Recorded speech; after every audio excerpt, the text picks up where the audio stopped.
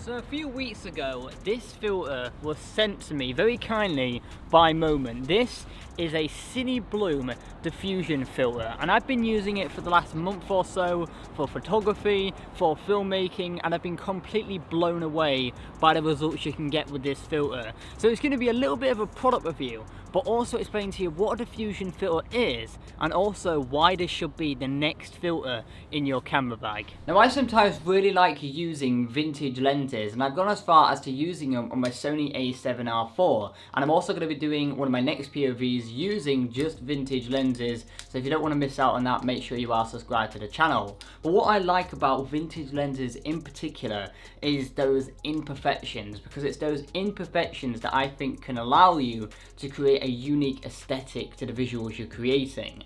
But you can't really achieve that same look or aesthetic with a modern day lens because they're almost too perfect. Now, companies have been making filters that emulate this filmic look and aesthetic for a while now, but the only problem I've noticed in the past is they've been super expensive. I'm currently looking on Amazon and there is the TIFFIN PROMIST 1/4 strength and 1/8 strength for an 82mm thread, and it costs £206 respectively, meaning you're paying over £400 for two filters. Now, I don't know about you, mate, but I can't ever justify right now spending £400 on just two bloody filters. And I think this is where the folks at Moment also recognised a gap in the market, because they have built their filters at a fraction of the cost, but they don't sacrifice on performance or build quality. Moment make two strengths to this particular filter. They make a 10% one and a 20% one. At this point, you're probably thinking, okay, how much are they? Well, that's the best thing. For the 82mm thread version, it's only £56 each. So if you wanted both of them, you're paying £112. However,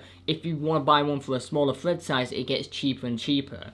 But if you find yourself owning a 72mm thread lens or a 77mm thread lens, I recommend buying the 82mm ones and then getting step down rings so you can use them on either or lenses. So I can use these filters on my 85mm lens, my 50mm lens, and my 24-70. And with that £300 you save with not going with the TIFFIN ones, you could actually buy something like the 85mm lens or even a gimbal. And personally, I think Moment have absolutely smashed it. Now, so you can see the effect for yourself, I'm going to slap on the 20% Cinebloom filter. There we go, and as you could probably already notice, look at the highlights and how they're blooming. It's also reduced the contrast levels to black levels and softened the skin tones as well. But some people might find this effect a little bit too harsh, and this is where the 10% can come into place, just so it's a little bit more subtle.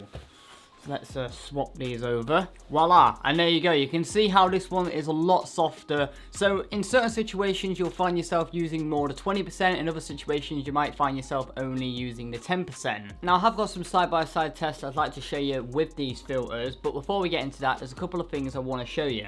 So first off, the case. Now, this isn't a major thing, but I really appreciate for the price that you get a really decent case to protect the filter, and also it's just really easy to put in and out of your pocket. Inside you get a little microfiber cloth to keep it nice and clean, and then of course the filter itself. Now, I absolutely love the build quality of the filter, but I also love the red. I know it's not like a major feature, but compared to like the generic black filters you get, it's a lot nicer.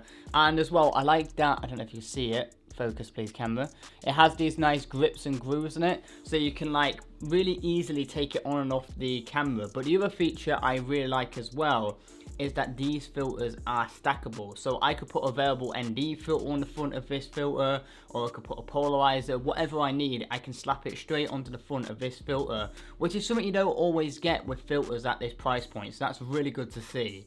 So let's start looking at some examples from using these filters. As you can see, the main difference are in the highlights, especially when there is a light source involved like lamps or street lights. As you can see here, it's a real soft light source and it makes it look real nice and less harsh. But then on the less obvious end, when there aren't any direct light sources, you can tell the image is softer. There is less detail and as well less contrast.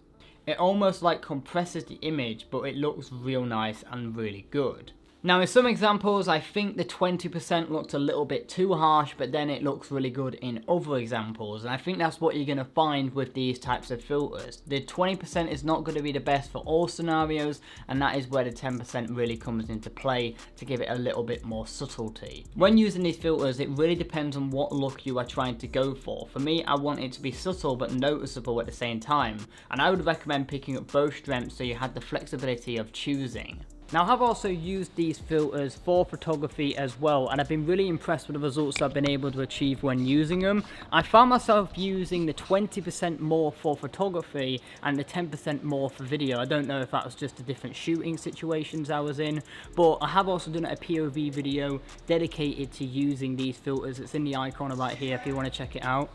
Have you seen a young girl kind of pretty run past? No, I haven't, sorry mate. She would have come this way. Do you know if... No, I haven't. There's no one been. I've been here for like last 10 minutes, mate. No one's been here. Gone past? No, no one's gone past, buddy. Perfect, thank you. No worries. Oi, they've just turned off my bloody lights. Oi, turn the lights back on. Alright, I've probably got to make this quick then. So what I really like about these filters is again that aesthetic, that unique look you get when doing photography, and I found myself using them in a lot of different lighting situations, from direct sun, I've been using them in the shadows, and especially at night. When you had situations like this, when you've got a lot of different light sources, they all bloom and it just combines together perfectly to make some really unique kind of photography.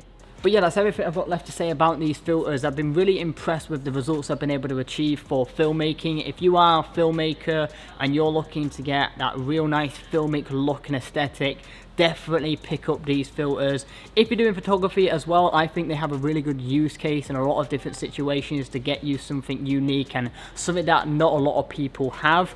And if you want to check them out for yourself, if you don't want to, that's fine, but they are linked in the description below. But I think before we end today's video, let's have a little look through the hashtag CP photos. But I think we'll do this back at home because I think there's someone crying over there and there's a group of drunk people coming. So let's just jump straight into the hashtag, and our first photograph today I'm going to look at is this one right here of this lovely dog. I love that, and they also like you've got a little bit of foreground interest as well, but that is a really cute pup. I like this photograph here. This is really created by Fabio. Personally, I would remove that photography information and either put it on another photograph or put it in the description below, but real nice creative piece nevertheless. Swipe down a little bit. Ooh, I like this photograph here by Christopher. This is pretty sick. I love that with the storm rolling in and this like farmhouse and everything. That is a really cool photograph right there. Dramatic, very dramatic. Oh, I like this one as well. This is pretty dramatic as well by Reese. I like this between the contrast of the cool blues and the warm yellows. Really nice combination right there, and just allows it to pop that much more. Got a couple more today. Oh, I like this one here by Vivid Cyan with the light painting going all the way down the motorway. That's really cool. Would have been nice if we could have filled in these last two lanes. I think I would have really completed this image. Maybe doing like long exposure stacking or anything like that, but nevertheless, that's pretty sick. We'll have a look at one more, and ooh, this one right here by Shuin. That is pretty cool. I love that there is so much going on in that photograph, from the people on the left, all the different lights reflecting from the windows and everything. That is cool. Such a interesting Starbucks shop as well, got to admit. That's where I'm going to be leaving today's video. If I've missed anything or you've got any questions, drop them in the comment section below. If you like today's video, make sure you hit the like button. Maybe consider subscribing to the channel if you're not already. But until next time everyone, take care, and I'll see you guys in the next one. Later!